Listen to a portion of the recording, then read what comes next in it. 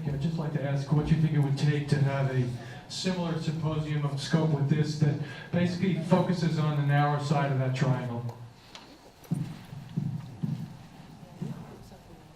Wow, I can't, I hadn't even gone there. Well, so I think at this symposium, at some level, it does take sort of the demand to have it. In a The demand's there. Well, yeah, I mean, the demand's there, but it has to be heard. And what I've seen is a lot of times when we put together symposiums, what comes out is the solutions are all the ecological and technical. And I still am struggling with like, okay, so how do we get over that? I will say, on the academic side, I think that's already happened because we do have a Human Dimensions of Wildfire Conference, which has a lot of information in it. So I think that's an interesting question you've raised about trying to do something similar on a more general level. Yeah, I like that idea, and I think I've just been struggling so long with like, how do we get more social into what we have? Maybe the solution is just to go from the other end. Are there any other comments on that? Don't have to. I would just say one thing I've been thinking about as more of the ecological scientist, but what is the right scale of strengthening human connections? And I think we've heard a lot that confirms my own bias that you want to go to social organizations that already exist, and you want to start with groups that really build off of neighborhood cohesiveness. And I know myself, I'm about to land a meeting with my neighbors, but I'm personally thinking like, Upper Northwest Watershed is a great example. There's already a group moving forward with that. You know, how many Fire Safe Sonoma for Sonoma, Lake Sonoma now is thinking is another unit, and I think these units of neighborhoods that need to work together might be, you know, the county is really too big a scale to create social connections across everything, and this is a regional conference. So, you know, I think about next steps locally. What are the neighborhood units that could start applying some of these principles on the ground, and how can we partner technical support with those neighborhood groups to bridge that gap between what really matters to people who need the information, so that we can co-create that together. And I mean, I think that's a good point, but I mean, you've intrigued me with your question. And I would actually think that trying to do a regional one or even a state level one would be really, really valuable, because part of what I think the problem is beyond sort of not paying enough attention to the social when we talk about the sciences, is that we also tend to focus on the homeowner. And the homeowner is incredibly important, but there's a whole other mess of scales about the social that matter too, such as local government, local NGOs, but regional NGOs that can all have a huge impact on what it goes. So I think it would be fantastic to figure out a way to raise the level of the conversation so that it's even at a more regional scale, because I think until we think regionally about how all the pieces fit together, I think that will be critical. What do you mean by regional? I think regional will be tricky because it will probably depend upon the regional culture and the regional fire dynamics. So probably one at the Southern California level would make a lot of sense because they have very specific dynamics in Southern California. But I think there's a certain level where you could have it at any level, whether it's county or regional, Northern California, Southern California, state, and even at a sort of maybe not quite national scale. But again, all of those, it would just depend on who you're inviting and who you're having the conversation with. But you know, in the end, the cohesive strategy is about all stakeholders, whether it's homeowners, local government, NGOs, private landowners, non-industrial private forest owners. So I think trying to figure out what's the appropriate scale to bring a group together in a certain location would be. Let me just make a point with respect to Yeah. So if there's a need for that sort of thing, then that kind of effort can be organized. We, just for a little bit of context, the framework that we used here, which we'll see through your evaluations whether you kind of like the way that we had this organized with all this discussion time and all this downtime and all this networking. But we have been doing a similar thing for the last 7 years in Southern California, and the first meeting was so successful we decided to do it again 2 years later, and then there was a clamor, and so it's just become an every 2-year thing. And we have a thing, and it's focused on chaparral management, but we had a socioeconomic and ecosystem services based one, we had a restoration based one, the one right now is based on vulnerability, There's no reason why, if there's enough interest, if you got enough out of this meeting, that we couldn't all, or many of us, be engaged in helping to do something like that. And our job, many of us are just, our job is to help people like you solve problems like this. That's why we get paid. And so we've done a lot of this kind of meeting arrangement. We can do it again. I'm just saying that the door's absolutely open, and I would love that. If there was a group of people who wanted to develop a concept or something like this, I think a lot of us could help pull it together. That's all. Okay, any other, so let's go, next. Yes, hello. Well, yesterday there was a slide that displayed the increase in fire starts from power lines. When I think about social change, one organization I see missing here today is PG&E or any other utility. It seems like if they're serious about making a change, a social change right there would be huge. And for me, when I see the fires that start from the power lines, they're always under the least optimal conditions. So if they could be brought to the table, I think that'd be huge. I agree. I think part of my point about we need to think outside the fire context is to start having that conversation in a way that recognizes the other constraints that other organizations have on their cards. And I think if we do, that's going to make us more attractive for them to come. So I think PG&E, they're probably not here for a lot of reasons. But I think, making a table at which we can have a conversation in which it's more about we're all in this together, how do we help each other, as opposed to how do we get those people to do something. And I think the same plays for all the groups in there. And I think the challenge with the power companies is they have other demands, other needs, but they also have obligations. But how do we bring them to a table in a way that it's not threatening? I looked down in San Diego, and there was a back and forth between San Diego Power and the local homeowners after the 2003 fires. And the homeowners sued San Diego PG&E because they didn't, they started the fires. They went back and sued the homeowners because they didn't have suitable defensible space. And it went back and forth. But interesting, what brought San Diego to the fire table was and this is one of the places where I think insurance does make a difference because the scale's right. Their insurance company refused to insure them. And so that's what brought them to the table to get proactive and start managing their lines better, but also they hired 2 fire meteorologists, and they put a whole program in place to manage their fire risk because their exposure hit a point. And so it's also a case of figuring out the leverage point that's going to work for that entity and not the leverage point we think should be working for that entity, if that makes any sense. Yeah, just a local perspective on PG&E. I just had to resolve an issue where we had done this 100-acre burn along an area where PG&E was about to put their power lines up, and then they came and looked, and then they tried to get our nonprofit on the hook for doing about $30,000 worth of felling of what they called fire damaged trees. And in talking with their forester, they're like, well, we would foresee, no fire coming to this stand for at least 40 years, and ideally never. And so I think what we're dealing with is that, PG&E is being forced now to deal with the reality of fire on these landscapes, like a lot of people are.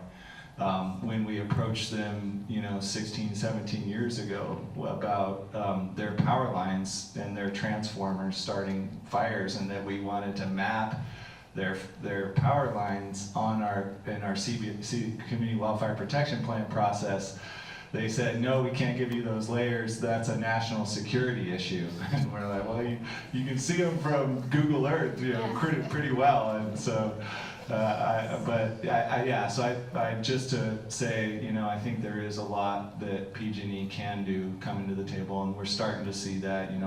There's small grants that are happening in the community to address those threats from power lines, but they have a lot farther to go. I think this session has just been great, really wonderful, and I really like the emphasis that you've had on the social aspect of working with communities and individuals, governments on fire issues. My question, though, is about something else. Will you identified, and we didn't get to see the complete list on the slide, but you identified positive aspects of the prescribed burning that the community came up with. And I would think that probably one of them might be that it would prevent these big mega fires. Is that something like that on that list?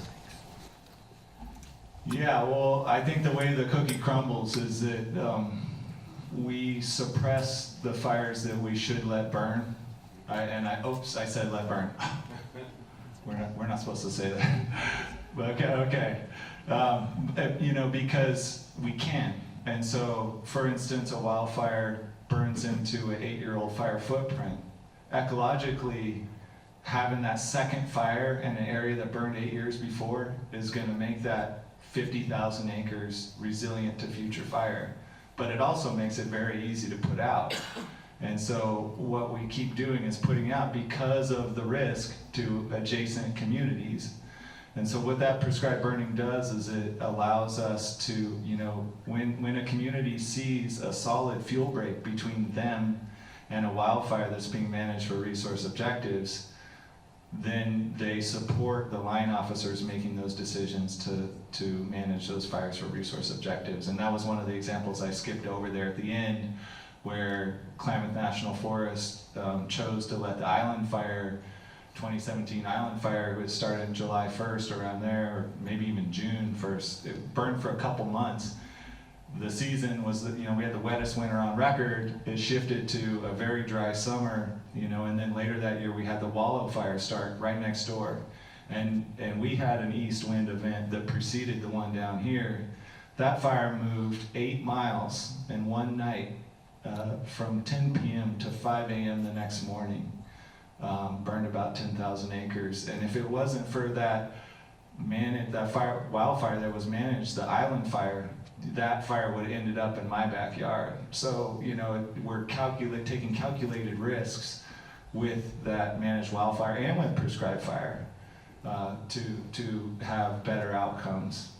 It seems like it will take really years and years to actually evaluate how beneficial these are in preventing those kinds of fires, or making those fires smaller, because there's so many variables, climate change certainly being one of them, that it becomes a very difficult thing. That a lot of the things that you're talking about are anecdotal rather than something that can actually be measured. Or am I incorrect there? Is there a way to measure? Hey, Will, why don't you let Jeff just provide the Little Wet Yosemite example? Because, Yeah, exactly. No, we've measured this. I'd be careful with saying like, oh, smaller fire is better. I think we've already tried that, and that's not necessarily the solution. It is about understanding the impacts of how these areas burn, the impacts of prescribed fire. And the idea is that in the Illilouette Basin, where they've allowed managed wildland fire use, whatever you want to call it, it does create this mosaic where you can use the previous footprints, whether it be a prescribed fire, a managed wildfire, or a wildfire, to help constrain the fire spread in certain areas. So I think there's a strategic aspect to it. Yeah, I would think so. Weaverville. Thank you. Yeah.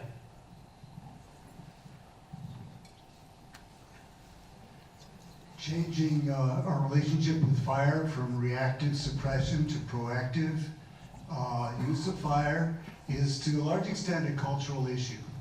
And Will, I happen to know the area you're talking about, and it's really unique culturally in many ways because it's an area where your major minority is tribal. It's the Karuk tribe, it's Hupa, the Yurok, that still have vital cultures, and members of your community grew up with tribal members. So, and they brought back their tradition of cultural fire. So what I wonder is, you've done something exemplary, uniting your communities with the Forest Service, with CAL FIRE. To what extent have you drawn from the cultural, ecological knowledge of the tribal members among you?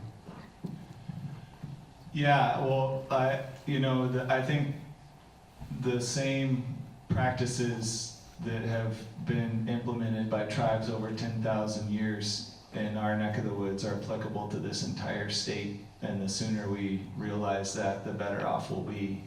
And that's, I guess, what I was talking about, when Lee Hillman in that Catching Fire movie says, you don't own anything. What you own is a responsibility. That's what it means, is that survival in place is contingent on our ability to not just live with fire, but create diversity and abundance, a harvestable surplus for people to have local sustainability from fire, whether it's hunting grounds or acorns or all the different resources, salmon in our streams. It's all related to fire. So yes, I mean, I'm here working for a bunch of old Native women with thukin on their chins, because that's really what it's about, is carrying that knowledge to a bigger audience and trying to interpret that into a language that people today can understand, because the future of our sacred places, all of our sacred places, depends on us understanding that relationship with fire again. And that knowledge wasn't lost on the Klamath River, And just a side point, what the Yurok's like to say is, they were the highest arson rate in the state. And then CAL FIRE started working with them on their prescribed burning, and there's been 0 arson starts in the last 4 years on the river corridor. So, you make the connection, and I think that's the beautiful thing, is that CAL FIRE has come to the table, and there's been so much progress in the last 3 or 4 years towards that goal of restoring fire, especially cultural fire. That's one of the reasons I have hope for us, even amidst all the mega fires that we're having.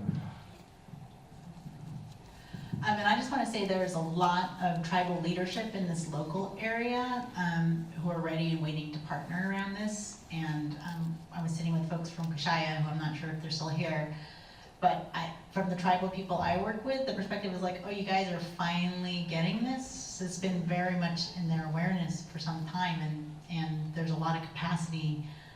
We've been holding climate adaptation workshops for a few years with the tribal community. There's about 30 plus tribes in the region that we're working with right now who are actively available and engaged to partner. So. And just a quick point, I mean, this goes for fire generally, It is a unifying theme that brings a lot of people from very different backgrounds. And so it is really rewarding to see so much engagement, and I think the goal that I would like to see is that Sarah will not have to give the same, talks for. I like that. And I think that it's coming. I think. I think that's really the future. Okay. Yes, I feel like the boy in Gary Larson's cartoon who says, "Teacher, may I be excused, my brain is full."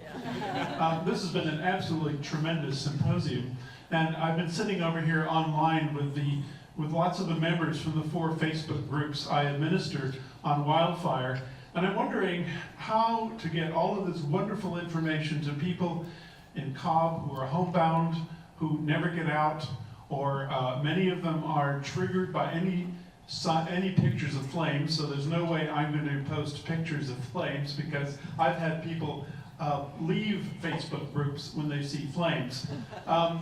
But there's just so much value in this symposium, and I love the idea of repeating it. But I'm wondering how to do it, not just in Southern California, but in Lake County. Elliot, in his first question, mentioned what we're doing in Cobb, and all over Northern California, so that the wonderful ideas and discussion here are available to a far broader range of people than the ones simply who come to this symposium. So I'll provide some partial answers to that. So with respect to the content from this event, this will be online and accessible, what do you think, a couple weeks maybe, Stacy? Some parts, yeah. Yeah, so what we have is we have the presentations that were provided, and we have the voiceover, and then that will be added together, and then I think most of the talks at the very least will be available online in the not too distant future. probably just check with Cal Fire Science Consortium website, is that correct? Same place that you registered would be to find that information. And everybody who registered in an email, I'll send it once we have. Okay, so as long as you registered, you're going to get information about where to get that information, and then the people you're talking about can get, assuming they have internet contact. And if they don't, then Stacy will fly there in a helicopter with Ken Pimlott and personally deliver a DVD to that. So the other part is that, as I noted just a little while ago, we'd be happy and I think ecstatic to extend this into something that happens on a regular basis. It'd be fantastic.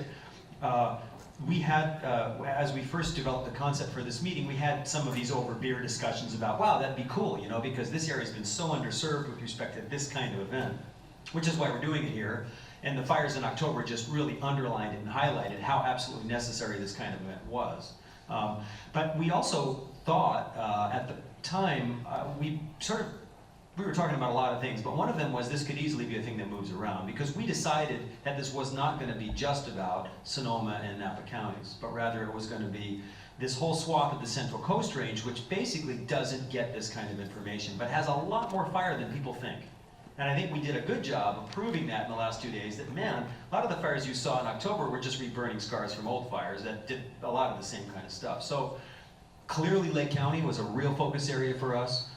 The Santa Cruz and Monterey area has a lot of its own issues. You know, you would draw obviously a slightly different clientele, but anyway, just so you know that we're thinking about these things, and we would really welcome input from you, future dialogue, so that we can think about how maybe we do something like that.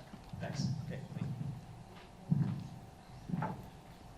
This is Lee Tarnay. I just have one comment, because there's these this terminology for wildfire has been bandied about a little bit, talking about wildfire, this idea that there's some kind of type of fire called managed wildfire, and that's kind of the relic of a previous era when fires were small enough that they kind of behaved the same way during their entire duration or over the course of their spread. But these days it seems like fires are bigger.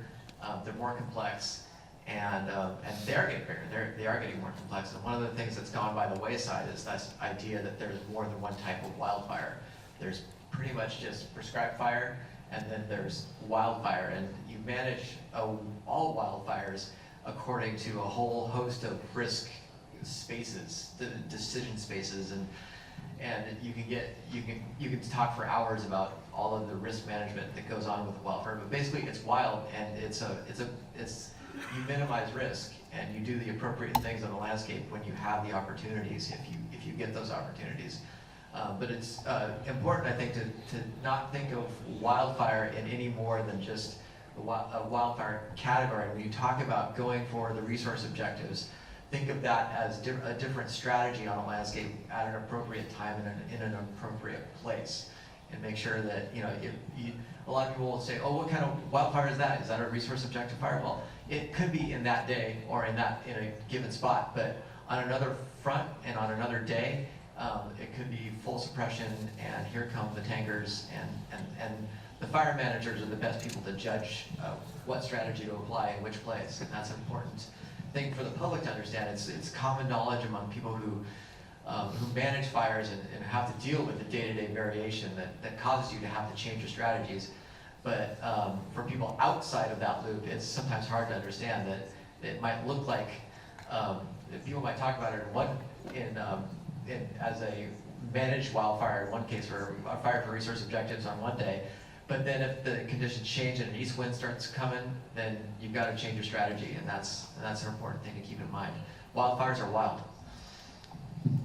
Lee, I take your point. Thank you for sharing that, and I do completely agree. I think there is opportunity to improve the language so that we can better convey that more broadly. I even struggle with myself, and We're all used to it. We're all got used to it before they changed the terminology, but it was real constraint in thinking about fire. In both directions, yeah.